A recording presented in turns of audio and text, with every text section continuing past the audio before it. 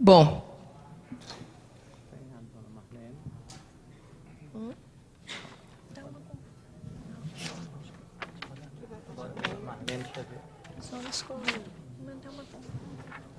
eu vou dar a palavra primeiro para o Cristóvão Mendonça, que é diretor do Sindicato dos Profissionais em Educação Pública do Espírito Santo e membro do CNTE, e que vai falar a respeito do jovem brutalmente assassinado com 12 anos. Também chamar a Marlene Teixeira para também fazer parte da mesa. E está presente o senador Suplicy, que já até colocaram o nome, que ele também possa estar presente. E quero agradecer também na parte da manhã a presença do senador Wellington Dias do Piauí, que também esteve presente e não foi comunicado à mesa, e do senador Agripino Maia, que também esteve presente agora no começo, mas a gente atrasou e ele teve que sair, disse que volta depois. E então dou a palavra ao Cristóvão Mendonça por 10 minutos, Cristóvão. Eu te aviso quando faltar um.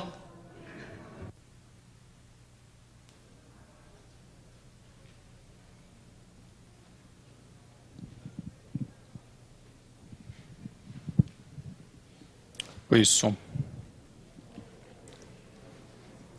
O Estado do Espírito Santo cumprimenta a todos e a todas. Em especial, cumprimentamos a senadora Marta Suplicy e cumprimentando a Marta Suplicy, cumprimentamos a todos os componentes dessa mesa. A Caravana do Espírito Santo está aqui representada por 54 pessoas. Destas, 37 são professores do norte a sul do Espírito Santo, que fazem, junto com os militantes que nos acompanham, a discussão da cidadania e direitos de pessoas LGBT. Estamos aqui apoiados pela Confederação Nacional dos Trabalhadores em Educação, que tem um coletivo que faz a discussão a nível nacional. E quero saudar também os diretores do sindicato que nos acompanham, a Ironisa, o professor Menderson, professora Fernanda e a Alzerina. Faço questão de cumprimentá-los, pessoal, porque o Sindiúpes tem 90 mil trabalhadores na base, destes 25 mil são filiados, e este é um sindicato que faz o debate e a promoção da diversidade sexual em um estado que é um dos mais homofóbicos deste país. 16 de fevereiro, Gerson assassinado no município de Colatina. 17 de fevereiro, um jovem de 12 anos comete suicídio em Vitória. 21 de fevereiro, Iris Delfino é assassinado com 69 perfurações. Caneta, faca, tesoura. Mais um assassinato por violência homofóbica no município de Vila Velha. Em seguida, o restaurador da Universidade Federal do Espírito Santo, assassinado no município de Colatina. Logo em diante, adolescentes se agridem por diferenças de orientação sexual, mais uma vez na rede municipal de educação da Prefeitura de Vitória. Espírito Santo, que ironia! O Estado que carrega o nome da terceira pessoa da Trindade, segundo a crença cristã, vive conflitos e violência homofóbica. É o Estado que mais violenta mulheres e assassina mulheres. Comete homicídio contra a população negra e também não recebe e nem deixa permanecer nas suas escolas os nossos alunos e as nossas alunas. Oliver deixa a escola para ir para a sua casa numa semana que antecede o carnaval, e com o cinto se enforca. Oliver, uma criança de apenas 12 anos, como se as crianças nessa faixa etária tivessem estrutura emocional irracional, problemas tais para cometer suicídio.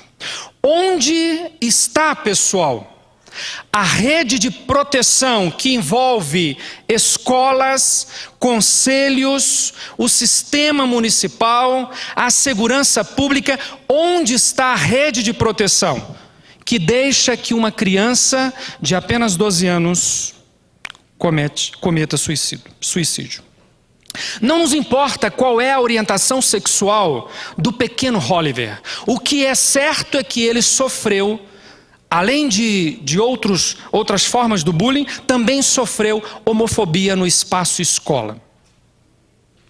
O bilhete que Oliver de Jesus deixou, que foi a sua única oportunidade de ter a sua voz, a sua expressão, nos foi retirado. O bilhete se encontra a 7 chaves, trancafiado pelo delegado que cuida do inquérito, porque o bilhete é um grito de desespero pedindo socorro. E ainda na sua ingenuidade, Oliver pede desculpas pelas pessoas que não gostam dele, por ele ser o que é. A última forma que ele encontrou para dar o seu grito, para ser ouvido, não lhe foi permitido. O bilhete não foi socializado. Segundo o delegado, é uma prova extremamente confidencial. A meu ver, uma prova que fragiliza a nós educadores, que fragiliza a escola, o sistema educacional, fragiliza o governo municipal, o estadual e toda a rede de proteção que não se deu conta do que deveria ser feito para que Oliver estivesse conosco hoje. Não só tendo acesso, mas permanência a todos os direitos e a verdadeira cidadania que cada um de nós deveria ter. Oliver nos deixou uma grande lição. Oliver mobilizou o estado do Espírito Santo. Infelizmente, foi uma trágica vida perdida, mas através da morte de Oliver, o movimento se uniu. A Secretaria de Estado de Assistência Social e Direitos Humanos recebe o movimento. A Subsecretaria de Estado de Direitos Humanos recebe o movimento. A Secretaria de Estado da Educação também. A Secretaria Municipal de Educação de Vitória também. E implementa políticas para o combate à homofobia no espaço escola. O Conselho Municipal de Direitos Humanos e os conselheiros recebem o movimento e se comprometem numa luta constante contra a homofobia. A Secretaria de Estado da Segurança Pública do Estado do Espírito Santo recebe o movimento, os militantes, e se compromete no combate à homofobia.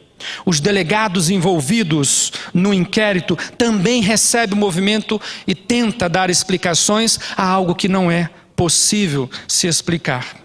A Assembleia Legislativa do Estado do Espírito Santo também recebe e promove uma audiência, uma das audiências que teve o maior número de pessoas para discutir assassinatos LGBT no Estado do Espírito Santo e homofobia. O Conselho, a Câmara de Direitos Humanos da Prefeitura Municipal, da Câmara Municipal, a Comissão de Direitos Humanos da Câmara Municipal de Vitória, também ouve o prefeito, a secretária de Educação, também ouve o pai e a mãe da criança e faz o debate na Câmara Municipal de Vitória. O Tribunal de Justiça, na pessoa do desembargador presidente Felrosa, também recebe e se compromete no combate contra a homofobia. O gabinete da senadora Ana Rita também recebe o movimento para discutir políticas de combate à homofobia. O corpo docente daquela escola se reúne para discutir a homofobia. E o coletivo estadual de diversidade sexual do maior sindicato do Estado do Espírito Santo também o faz. Mas nada disso é suficiente em virtude do débito histórico que este país tem para conosco, lésbicas, gays, bissexuais, travestis, transexuais e intersexuais. E essa casa também precisa ser mobilizada como hoje está mobilizada, para que tenhamos de fato um país livre da homofobia, onde todos nós tenhamos direitos sociais, políticos e civis assegurados, independente da nossa orientação sexual. E que o grito de Oliver, que hoje não mais podemos ouvir, possa ecoar nas galerias dessa casa e que possamos ter um Brasil livre da homofobia.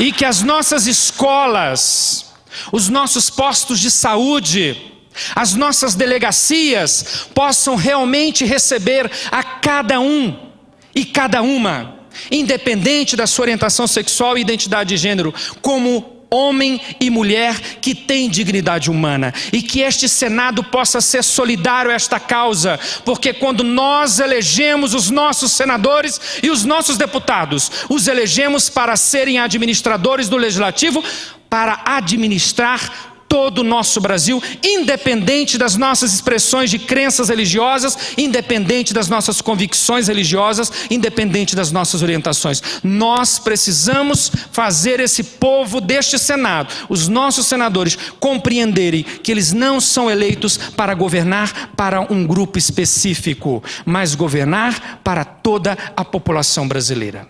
Um grande abraço do Oliver, da família e do Estado do Espírito Santo.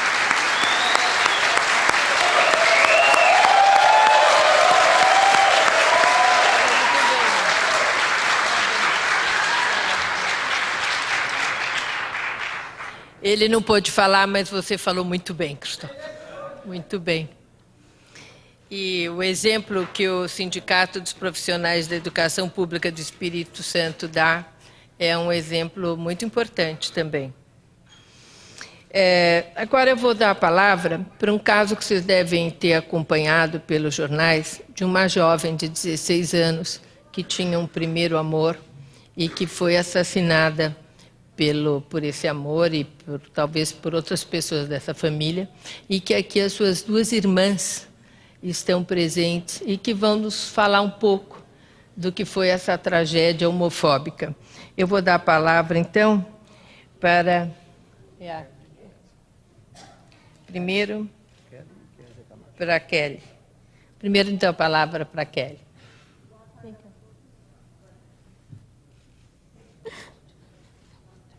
Desculpa, é a minha emociona. É a minha emociona falar da minha irmã.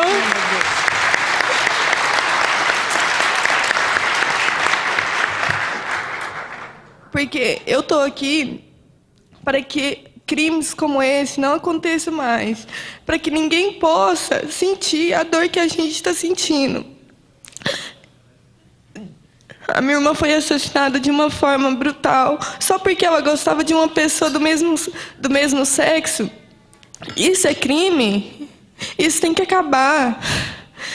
É muito difícil a gente saber que esse preconceito existe. A minha irmã tinha 16 anos. O que ela aproveitou da vida? Nada. Por quê? Só porque ela amava uma pessoa do mesmo sexo. Isso tem que acabar. E é por isso que a gente está aqui em força com a senadora Marta Suplicy para tentar pedir para que isso não aconteça mais, porque dói muito, muito. A gente era em 3 irmãs e ela era mais nova, 16 anos. Ela foi assassinada com 2 facadas no peito e um corte no pescoço, enterrada de cabeça para baixo. E a gente sofreu muito, demorou 24 dias para encontrar o corpo. Então ficou aquela angústia.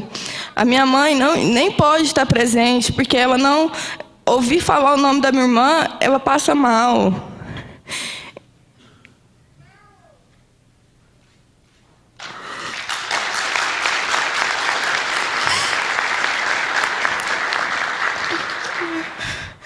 E no caso da minha irmã, houve muitas falhas. Tem 1 ano e 2 meses que isso aconteceu. Um menor de idade assumiu o crime. E hoje ele está solto. E a minha irmã, onde está? Cadê ela? Nunca mais a gente vai poder ver ela. Então, houve muitas injustiças e até polícias, delegados, juízes, será que eles têm preconceito? Aí fica a dúvida, porque houve muitas falhas.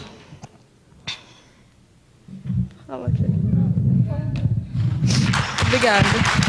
Kelly, e o que você está relatando vem também muito de encontro ao que o Cristóvão colocou.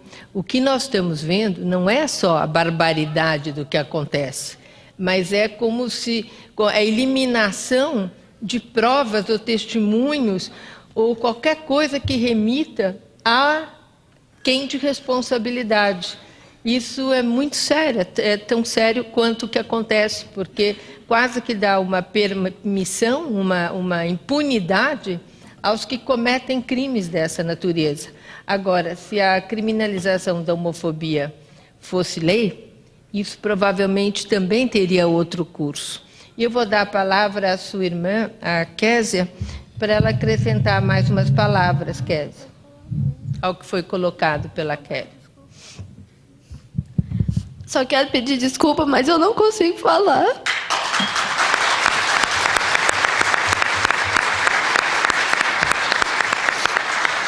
Eu acho que a dificuldade, tanto da Kelly quanto da Késia, de falarem e da mãe não poder estar aqui, também diz muito, como da mãe do jovem que o Cristóvão mencionou. É tanta dor, porque é uma dor que vai além de você perder alguém. É uma dor de perder alguém por algo tão impossível de se perder vida. E isso que deixa, eu acho, que os familiares com tanta dificuldade em se expressar e elaborar a dor. Porque a dor a gente elabora, mas a gente elabora de acordo com como foi a morte. E uma morte dessas, onde a gente vê que a situação persiste no país e outras pessoas podem ser vitimizadas, é uma dor que é muito mais difícil de poder ser elaborada. Eu vou passar a palavra agora à Janaína Lima, que vai contar um pouco do que é a homofobia em relação a travestis. Com a palavra, Janaína. Está funcionando, Janaína? Então eu passo o meu.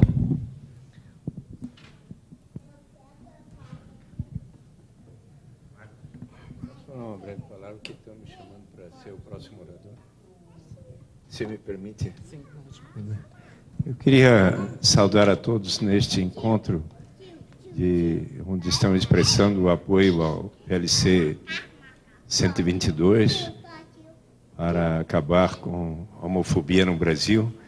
Cumprimentar a nossa vice-presidente do Senado, a Marta Suplicy, que como senadora tem se empenhado muito nisso. Ainda há pouco ela fez um pronunciamento da tribuna do Senado, onde conclamou a todos os eleitores de senadores para transmitir o seu sentimento, a sua opinião.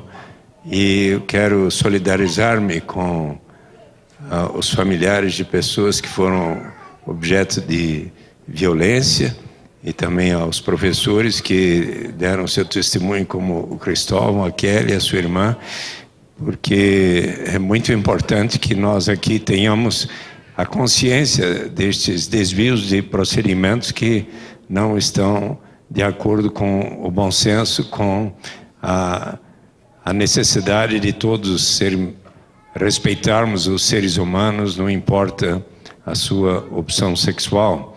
Avalio que o presidente Barack Obama deu uma declaração muito importante nesta semana, que significa respeito às pessoas que têm outras opções sexuais que não, portanto, homossexuais ou o que seja, e, portanto, acho que está havendo uma mudança de opinião nos mais diversos países, e tenho a certeza que este movimento que vocês hoje realizam contribuirá muito para que haja uma modificação na opinião dos senadores para poderem efetivamente aprovar o PLC 122, inclusive com as sugestões que a senadora Marta tem feito para que o projeto possa ter o apoio de todos. Meus cumprimentos a todos vocês.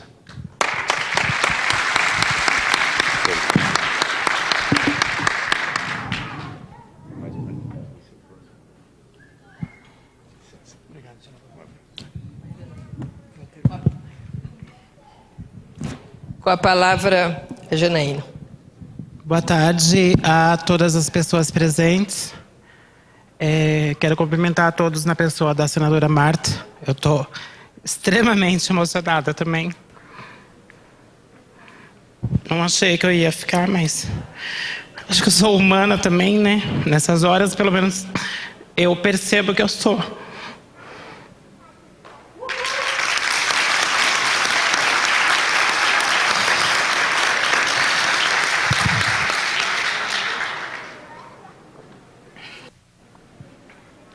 Eu vou tentar dizer um pouquinho quem eu sou, para talvez tentar chegar aonde eu espero chegar um dia.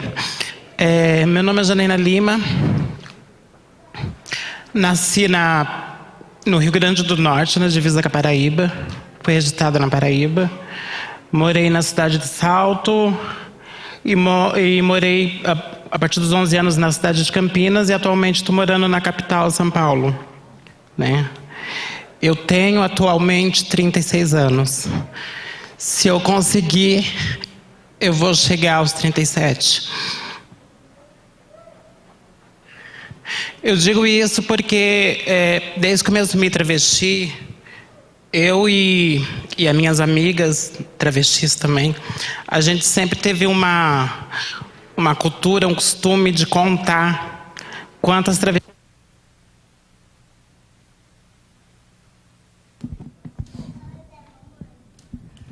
quantas travestis morreram aquele ano, então a gente sempre contava e ficava esperando a nossa vez, né?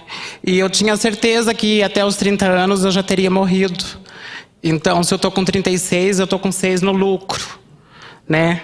E esse lucro eu quero aproveitar para poder reivindicar alguns direitos. E eu queria deixar muito claro, porque assim, eu fiquei muito preocupada quando eu cheguei, eu vi toda a grande maioria da população LGBT, eu falei, não sei se é o caso de eu falar ou não, por que eu vou falar aqui nesse espaço? Porque parece que as pessoas já sabem, eu acho que todo mundo já sabe aqui que travesti apanha, que travesti morre, que as lésbicas estão sendo assassinadas, que as crianças estão cometendo suicídio, mas eu percebi que mesmo assim é importante, porque talvez a gente tenha que parar e pensar qual que é o nosso papel, o que a gente está fazendo aqui hoje nesse espaço, e o que a minha fala, ou que a fala das irmãs da Adriele, pode talvez causar até nos próprios funcionários da casa. Porque eu acho que quando a gente vê uma situação de preconceito, a gente precisa fazer alguma coisa, precisa reagir. E a gente depende de todas as pessoas, seja a copeira que serviu o café, seja o segurança que está na portaria, ele tem que saber quem são essas pessoas. Porque para algumas pessoas eu sou doente, né? Eu estou no CID-10, eu sou uma doença para algumas pessoas. Mas é muito interessante que eu não sou tratada como doente. Ué, se eu sou doente, então por que não me trata como doente, então? Na visão de algumas outras pessoas, eu sou um marginal. Mas a lei não é aplicada no meu caso. Porque até onde eu sei, no Brasil a gente não tem pena de morte. E eu tenho aqui uma listagem de pessoas travestis que foram assassinadas pelo simples fato de ser travesti. Elas foram condenadas à morte. Para algumas pessoas eu sou pecadora. Mas eu não tenho sequer o direito de botar a mão na minha consciência e pensar no meu pecado. Eu não tenho sequer o direito de pensar em se converter, porque as pessoas que acham que eu sou pecadora automaticamente já me condenam à morte. O Brasil tem liderado o ranking de travestis assassinadas, gente, no mundo. O Brasil está à frente, isso é uma loucura. Eu apanhei já muitas vezes na minha vida, já sofri violência psicológica, já levei facada. Se sobrevivi, e estou aqui, se sobrevivi hoje, eu acho que é para mim poder reivindicar o único direito. Eu não estou aqui para pedir casamento, eu não estou aqui, como dizem alguns, que a comunidade está querendo privilégio. Eu não quero privilégio, eu quero apenas o direito à vida. Apenas o direito à vida.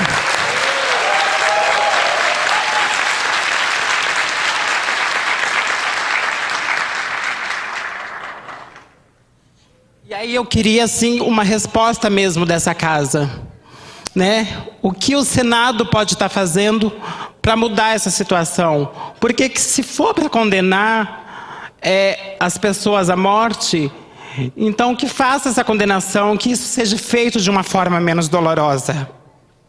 Porque eu acho que não há necessidade de acontecer da forma que tem acontecido. No ano de 2010... eu perdi uma grande companheira de luta, que foi a Camille, na cidade de Campinas. Ela foi arrastada, espancada, desconfigurada. Ela ficou 1 semana em coma. Infelizmente, não sobreviveu. Ela foi achada e filmaram quando ela foi quando ela foi encontrada. E apenas uma pessoa foi presa e condenada por esse crime. Mas se vocês verem a filmagem, vocês vão ter certeza que uma pessoa só não faria aquele tipo de crime. A gente percebe que, querendo ou não, se a sociedade não reagir, a sociedade está com as mãos sujas de sangue também da Camille. A sociedade não tem feito nada para mudar isso, o Senado não tem feito nada para estar mudando essa situação. E eu acho que por conta disso que eu resolvi vir aqui hoje. E aí eu não vou chegar aqui e pedir 1 minuto de silêncio pelas dezenas, centenas de travestis assassinados no Brasil.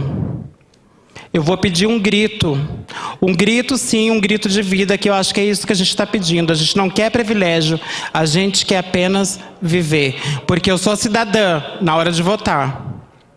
Eu sou cidadã, porque se eu não votar, eu não consigo fazer mais nada porque meu documento é cassado. Eu sou obrigada a declarar imposto de renda. Mas eu não posso andar com tranquilidade dentro de um metrô. Porque eu não sei se eu vou ser agredido ou não. Eu não posso andar com tranquilidade nas ruas de São Paulo. E eu estava conversando com o companheiro Júlio, e o Júlio falou, mas Janaína, você tem medo mesmo? Eu tenho, gente, não é mentira. O que eu estou falando não é falácia. Eu tenho medo de andar sozinha em qualquer espaço. Então eu gostaria mesmo de um grito aqui em favor da vida dessas pessoas.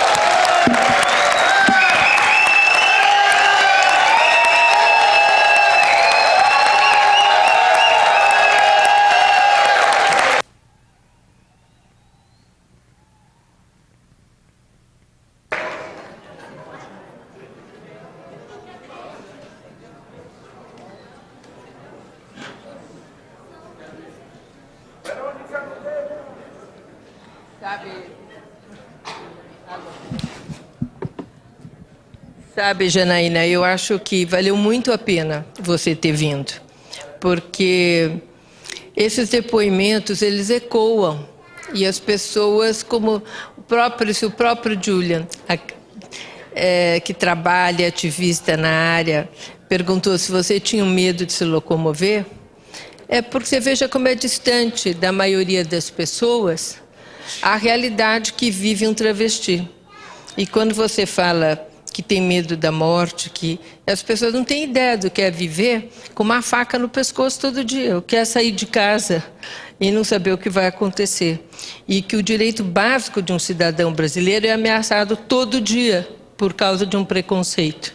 Então, eu quero te agradecer de coração você ter vindo, você ter se colocado, e eu gostaria que as suas palavras fossem mil lugares, porque essa comunidade que aqui está, ela pode não ter os detalhes do que se passa, mas ela sabe do que se passa.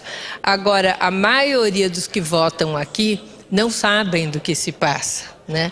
E isso que é muito importante, que a gente consiga transmitir, não só para os que votam, mas para a sociedade civil, o que se passa, porque a sociedade civil é que tem que se sensibilizar e fazer chegar aos seus representantes que, mesmo que ela não vá no seu senador, na sua senadora, colocar essa questão, porque ela não está vivendo aquela situação, mas que essa questão é uma questão dele também, que a gente tem que fazer que essa seja uma questão de todo cidadão e cidadã brasileira que não quer viver num país homofóbico. Essa é a nossa tarefa. Eu vou pedir agora um depoimento, é de um jovem, então ele não pode falar virado para o público, mas ele está autorizado pela sua mãe para fazer um depoimento, e a sua mãe vai ter a palavra primeiro, que é a senhora Tânia Teixeira Brasil. Por favor. Inicialmente, saúdo a senhora senadora Marta Suplicy e demais autoridades presentes nesta solenidade.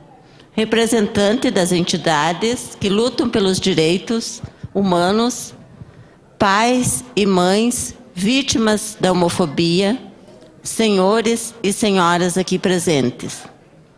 Devo dizer-lhes que recebi com surpresa o convite da senadora Marta Suplicy para participar desta solenidade de entrega nesta Casa Legislativa da proposta de substitutivo ao PLC 122.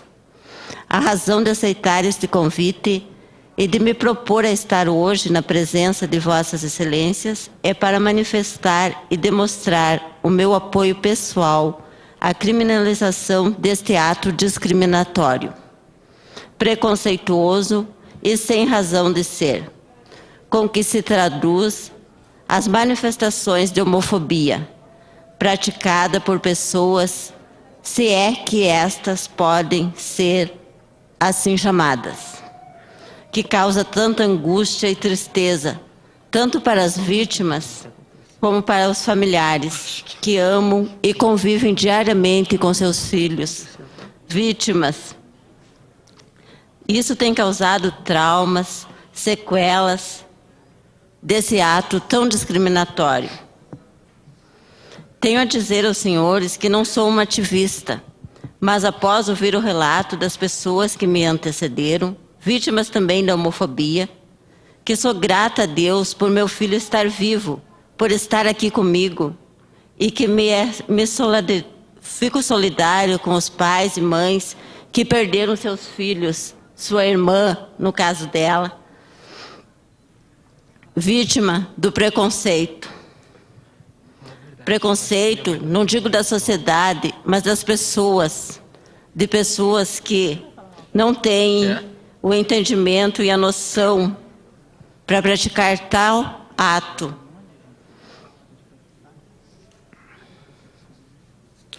Essas pessoas, elas não sabem aceitar a diferença que existe entre as pessoas.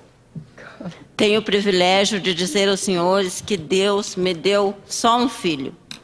Me deu um anjo, uma pessoa que convive comigo e com quem aprendo todo dia.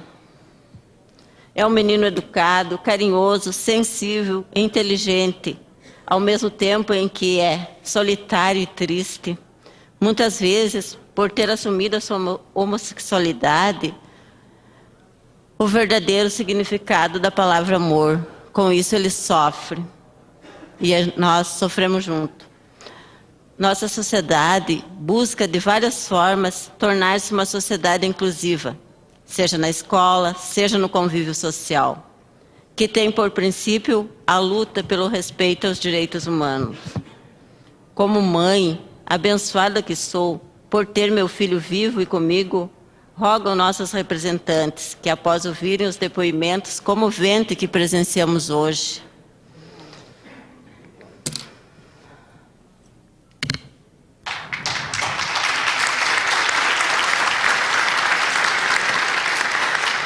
a homofobia é praticada todo dia, a todo momento. Nossa sociedade, que tem um presente no momento da análise do texto legal, ora proposto que se trata de matéria de fundamental importância para o cotidiano de milhões de pessoas desse país. Tolerar a prática da homofobia é tão ou mais grave quanto praticá-la.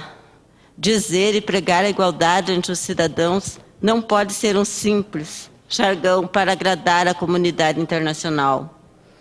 A proposta legislativa que será analisada em nosso Congresso Nacional, criminalizando a prática da homofobia, é um primeiro e pequeno passo para consolidar o direito individual descrito em nossa Constituição. É certo que a lei não vai mudar o mundo, tampouco extinguir a prática da homofobia, que infelizmente vai continuar ocorrendo até o dia em que nossa sociedade atinja um nível de evolução cultural que realmente tenha consciência do que signifique direito pessoal, individual de cada cidadão. A criminalização por si só não muda o pensamento e a cultura de um grupo social, mas traz o alento de que pelo menos poderemos dar um basta na impunidade dos agressores. Por experiência, posso dizer aos senhores, considerando nossa legislação atual, ainda que a homofobia se consolide na sua forma mais violenta, que é a agressão física, a lesão corporal, caso ela seja considerada leve ou infrator, se for primário, ou seja, nunca houver sido praticado antes, será oferecida a possibilidade de um acordo, uma transação penal com a aplicação de uma pena alternativa, que seja lá pagamento de uma cesta básica ou prestação de um serviço à comunidade, o comprometimento de não voltar a praticar o mesmo crime por pelo menos 5 anos. Para a vítima, resta apenas baixar a cabeça e aceitar que toda dor e humilhação de que foi alvo, o sofrimento de sua família, é apenas um fato de pouco potencial ofensivo à nossa sociedade e que, portanto, conforme-se com isto, vai continuar ocorrendo. E se você quiser sobreviver em nossa sociedade, mantenha-se na clandestinidade e haja com a discrição, pois sua opção em demonstrar sua sexualidade, apesar de ser um direito individual, garantido na Constituição do seu país, não passa de simples balela para agradar as entidades de direitos humanos internacionais. Na realidade, a legislação penal não abriga a possibilidade de que a ofensa ao seu direito pessoal seja, de fato, alvo de punição. Quero dizer, por fim, senhores, que sou cristã, acredito em Deus e me permito encerrar essa manifestação com um dogma do cristianismo, um dos 10 mandamentos da lei de Deus, transmitida a Moisés no Monte Sinai, e que penso, se praticado pelos homens, sequer haveria necessidade de qualquer legislação. Ama o teu próximo como a ti mesmo. Que a luz divina ilumine os representantes desta nação e que, ao final, triunfe a luta da sociedade pelo respeito à dignidade e à liberdade individual de cada ser humano, e que nossa lei possa, de fato, representar a vontade da maioria do nosso povo, que quer o convívio social em clima de paz e harmonia. Muito obrigada.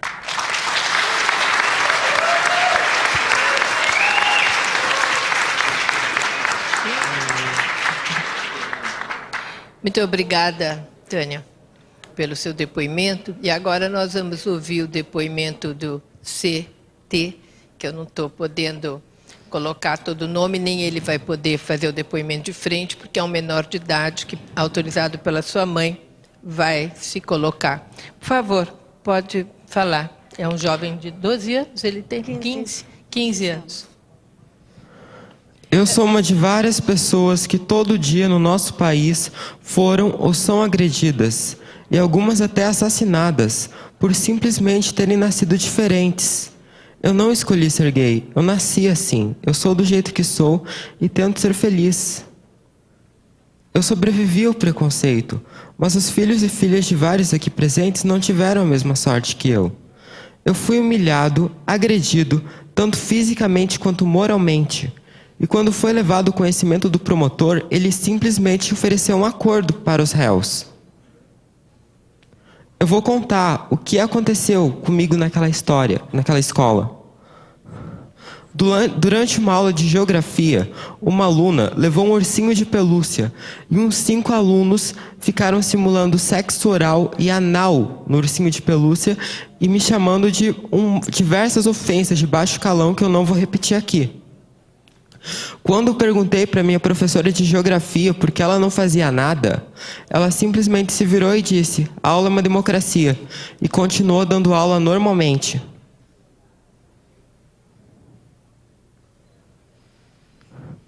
No dia que culminou a agressão, era aula de física, era de tarde. E simplesmente o guri que me agrediu disse na frente de todo mundo que ia me dar uma facada. Comentou com a turma toda e realmente eu creio que ele tinha um objeto no bolso. Na hora que ele me agrediu, ele ia tirar. Daí, durante a briga, um guri lá separou e disse bem assim: "Não vale a pena ir pra cadeia por causa desse viado." E me deu um chute. Eu fui pra delegacia. Lá eu nem falei que eu era gay, porque eu sabia que se eu falasse, talvez os policiais nem levassem a sério, rissem na minha cara e me mandassem voltar pra casa. Como já foi relatado por diversas vítimas.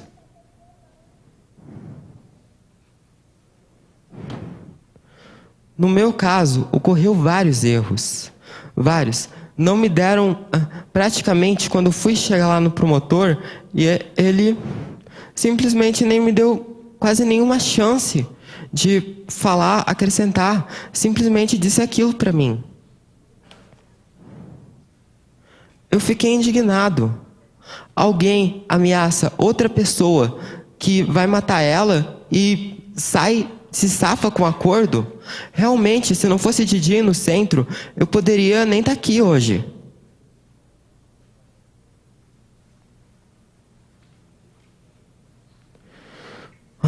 Mas mudando de assunto. No caso da criminalização da homofobia, penso que estamos diante de uma situação com características bem definidas. Homofobia, seja ela praticada de forma violenta e agressiva ou dissimulada, não deve continuar a ser aceita como fato alheio ao mundo jurídico penal. O preconceito e a discriminação, quando se trata de homossexuais, por acaso deveria ser tolerado, porque a nossa Carta Magna não comporta ou não conforta em seu manto protetor o direito e a liberdade individual dos homossexuais? Caros senhores, penso que o Congresso Nacional tem em suas mãos, com a proposta do substitutivo ao Projeto de Lei Complementar 122/2006, a oportunidade de avaliar o estágio do atual momento na sociedade brasileira. Nosso país vive um momento ímpar no cenário mundial e, sem dúvida, os holofotes estão direcionados para esta parte da América do Sul. O novo mundo, o terceiro mundo, o país do futuro, hoje é o país do presente. Como ele trata os direitos humanos, as leis são apenas fachadas para destacar o parecer que há modernidade, que a sociedade acompanhou o crescimento econômico do país. Ilustres representantes de nossa nação, não percamos a visão do momento social. É a hora de fazer evoluir nossa legislação. Não que com isso vamos mudar o mundo ou que vamos acabar com a homofobia simplesmente com uma caneta. Mas sim, podemos mostrar ao mundo, mas principalmente para nós mesmos, que não toleramos o preconceito e a discriminação, seja ela de que espécie for, e que nossa nação de fato e de direito prioriza os direitos humanos como meta a ser alcançada no horizonte visível ao olhar das nossas gerações futuras. Já terminei.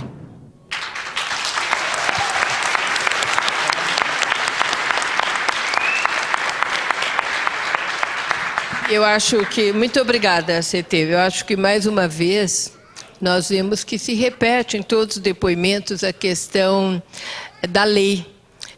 Enquanto não é criminalizado, a lei não funciona, porque quem não quer escutar, não escuta. E como o preconceito é muito arraigado, nós acabamos vendo que, desde assassinato até pancadaria, até xingamento, até ameaça, a lei não escuta. Enquanto não tivermos uma lei que criminalize e que os oficiais da justiça responsáveis não possam dizer que não escutaram ou que não tem importância ou que aquilo não tem o que fazer, que é o que hoje mais se escuta. Eu queria agradecer aqui a presença da senadora Ana Amélia, que é do Rio Grande do Sul e que, por favor, compõe a mesa. Convidar a senadora para compor a mesa e a deputada federal também, a Érica Cocai, que tem sido uma batalhadora também nessas questões, e registrar a presença de Radan Nakai Nunes, que é o presidente da Comissão de Liberdade Sexual, que também está aqui nos dando força nesse seminário. Eu gostaria de saber se a senadora ou a deputada querem fazer uso da palavra, se não vou para o próximo depoimento. Depois, Ana Amélia. Vê se tem. A senadora Ana Amélia, que é do Rio Grande do Sul. Cara presidente Marta Suplicy, a deputada Érica Cocai, queria cumprimentar todas as pessoas que já fizeram depoimentos, especialmente a Tânia Teixeira, porque ela é do meu estado, o Rio Grande do Sul, e a forma como ela aborda de maneira absolutamente serena, sem ódio, sem rancor, mas com a responsabilidade de uma mãe ou de uma pessoa que está acompanhando o drama de milhares de famílias brasileiras que enfrentam esse tipo de intolerância nas relações humanas. E a senadora Marta Suplicy, que tem sido uma batalhadora incansável nesta causa, está de parabéns. A pacificação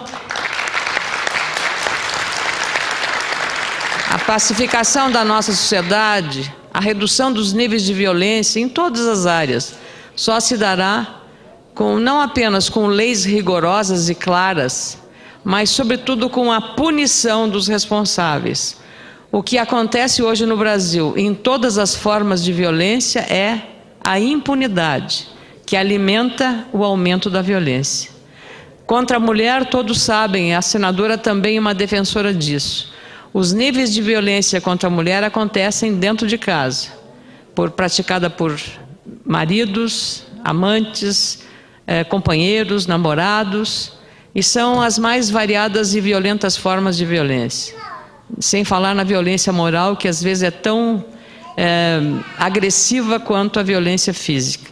Então nós precisamos, e eu fiquei muito feliz de ver que um dos cartazes aqui diz que a homofobia se vence com educação e com conscientização das pessoas para uma convivência respeitosa, fraterna.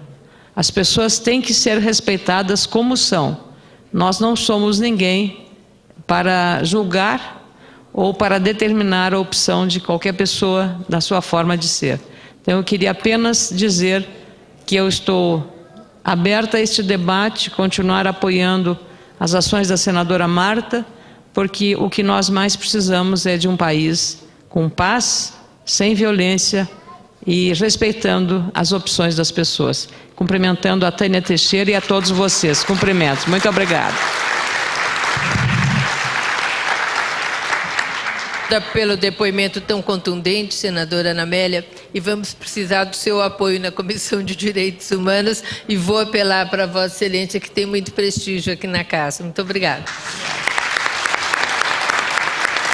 E agora, como último depoimento, nós vamos passar a palavra à senhora Marlene Xavier, que é uma das mães pela igualdade, que teve seu filho Igor Xavier brutalmente assassinado há 10 anos, e que a gente sabe que uma dor de perda de um filho é uma dor para sempre, mas um filho perdido nas condições que o Igor foi, ele é uma bandeira para sempre. E eu quero parabenizar a senhora Marlene por tudo que ela é, por tudo que ela tem feito, pela sua coragem, pela sua capacidade de se expressar frente a essa questão, e tudo que a senhora consegue com o seu depoimento sempre tão singelo, num certo sentido, que como é um depoimento de uma mãe, mas ao mesmo tempo tão forte, como pode ser um depoimento de uma mãe. Com a palavra, a senhora Marlene Xavier.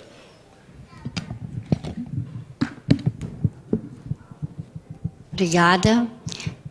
Boa tarde a todos. Aqui, boa tarde, e eu saúdo aqui os componentes da mesa, principalmente a senadora Marta Suplicy, que eu admiro muito, e todas as mães de homossexuais, né, que eu conheço, admiro muito a senadora pela postura dela face a esses acontecimentos que nos magoam tanto e que a gente se encontra sem nenhuma maneira de agir, porque exatamente não existe a lei para punir os homofóbicos, né? O crime homofóbico. Então, é urgente que a gente apoie a lei que criminaliza a homofobia. Então, é o seguinte, meu nome é Marlene Xavier, mãe de Igor Xavier, artista montesclarense, bailarino, ator, coreógrafo, pessoa do bem. Eu não vou aqui discriminar as qualidades dele, porque eu sou mãe e não é assim. Quem o conhece sabe disso e a história dele já vai longe, quase todo mundo já conhece. Mas, no ano de 2002, meu filho foi atraído a um apartamento no centro da cidade de Montes Claros. E lá ele foi abatido com 5 tiros de arma de grosso calibre por 2 assassinos, pai e filho. São os indivíduos Ricardo Ataíde Vasconcelos e seu filho Diego Rodrigues Ataíde Vasconcelos. Ambos, o pai, o Ricardo, é primo do deputado Jairo Ataíde, que hoje, na época, era prefeito, né, tomou suas providências, e hoje ele é candidato à reeleição à prefeitura de Montes Claros. Jairo Ataíde. Esse é o primo do assassino. O assassino é Ricardo Vasconcelos Rodrigues, juntamente com o filho Diego Rodrigues Ataíde Vasconcelos. Os assassinos se encontram em plena liberdade, gozando de plena liberdade, frequentando a sociedade, enquanto meu filho está, né, a gente, né, embaixo da terra, causando muita dor, muita saudade e muita revolta pela maneira como ele foi tirado do nosso convívio. Eles o abateram com esses 5 tiros, arrastaram o corpo dele por 3 andares, escada abaixo, maltratando horrivelmente o seu corpo, o seu rosto. Colocaram em uma picape de um parente que foi chamado às pressas para ajudar no crime e foi jogado em uma estrada vicinal.